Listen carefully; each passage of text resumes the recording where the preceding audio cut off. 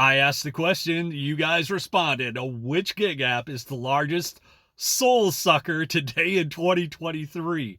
And by overwhelming majority, 63% of you said it is Doordash. And Doordash has some highlights and some lowlights. And I just kind of wanted to go through real quick on some of the reasons why I personally feel, as well as 63% of the respondents here, that DoorDash is a soul sucker. And starting off with the fact that DoorDash does hidden tips. Everybody understands that when you start driving for DoorDash, they may or may not tell you the full price of the payout. So this makes drivers have to gamble, guesstimate, and or use third-party apps, which could possibly get you deactivated one day, to try to find out whether they are hiding tips or not. And it is just a pain in the butt. It's ridiculous.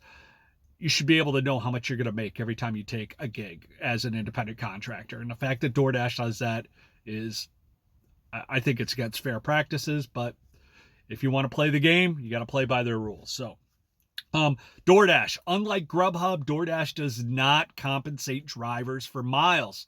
So it doesn't matter like how big the number is. Sometimes you always have to look at the miles because it could be incredibly long and take you out of your zone. And that's another problem with DoorDash. Quite often you have to stay in your zone that you chose to dash in, but they will send you out of that zone in a heartbeat if it fits their interest. So another problem with DoorDash. Not compensating us for the miles we drive and just paying us flat rates sometimes.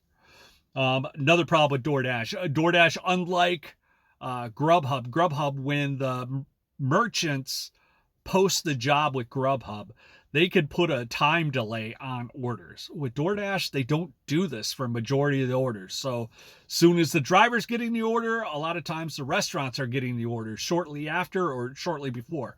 So what ends up happening is drivers end up showing up and the restaurants say, oh, it's going to be 20 minutes, 30 minutes, 40 minutes. And drivers end up dropping the orders and it affects the customers. It snowballs, and it's just another problem with DoorDash. Shop and deliver orders.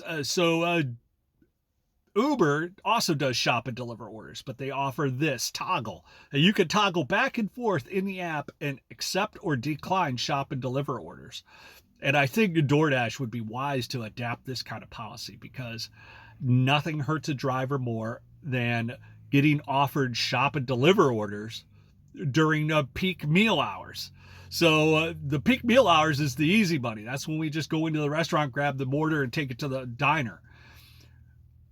Sometimes when it's slow, I don't mind doing shop and deliver orders. But if you're going to send me shop and deliver orders, don't send them to me on a Friday night at 6 o'clock in the evening when people are eating dinners, because that shop and deliver will take me out of a whole hour, baby, of making good quality money. So they end up sending you all these orders that you really don't want at that time. They should have a toggle that we should be able to choose to do shop and delivers or not when we're available. Oversaturation of markets, and DoorDash constantly does this. They will allow so many people to sign up for the app, unlike some other apps like a Grubhub and whatnot, where they throttle how many drivers they have and they have a schedule. Everybody likes the idea of not having the schedule so much with DoorDash. At least in the past, we could just jump in and work whenever you wanted. But now, because of the oversaturations and there's so many drivers, that sometimes just getting a scheduled time is very difficult. You have to be a top dasher almost, which is another problem altogether with DoorDash. Acceptance rates mattering. Now, DoorDash has put out this that, hey, you have to have your acceptance rate up to 50% to get offered more orders, and then if you go over 70, there'll be even more orders and higher paying. And really, from what I've seen for myself, is the orders are the orders.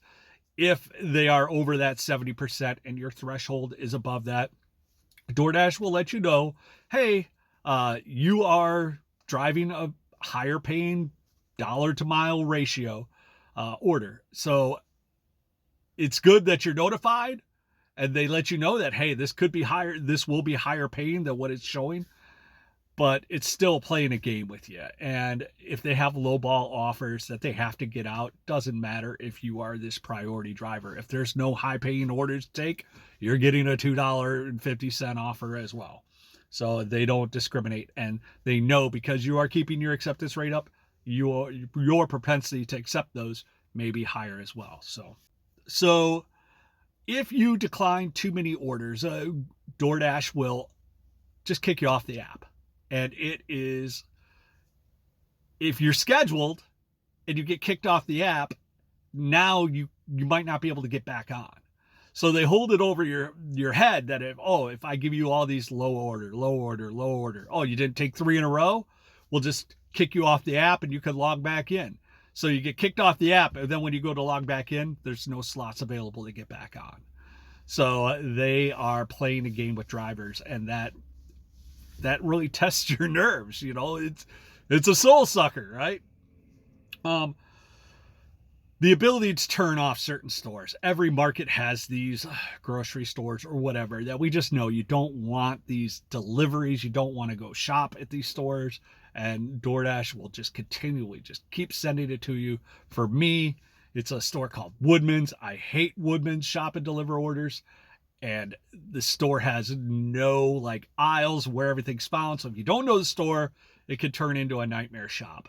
And they send out batches of them on the top of every hour. And they're usually low paying, low tip, time consuming, and they just drag down your acceptance rate. So what I end up doing is I just turn off my app for 15 minutes till they all get cleared out of the system before I turn it back on or pause it. Those are the big ones. Those are the ones that just off the top of my head that I scrambled down really quick this morning. And the last one I think is probably the kiss goodbye. So you decide you don't want to do DoorDash anymore for the day, and you go to log off. They always offer you one more trash order, right? As you're going out the door. Here's another $2.50 order. And you're like, no, I just want to log off. And they won't let you. You have to decline that. So it drags down your acceptance rate a little bit more. It's just a head game that really has turned DoorDash into a soul sucker. DoorDash probably owns 80% of the food delivery market in my area. And I prefer to do Grubhub because Grubhub's at least upfront. I know exactly how much I'm making for every order I accept. They don't play no games with me. And although I might not see as many orders, my preference is Grubhub over DoorDash for sure. So hopefully you guys got some entertainment or information out of this video. Make sure you like, subscribe, and we'll hit you on the next one.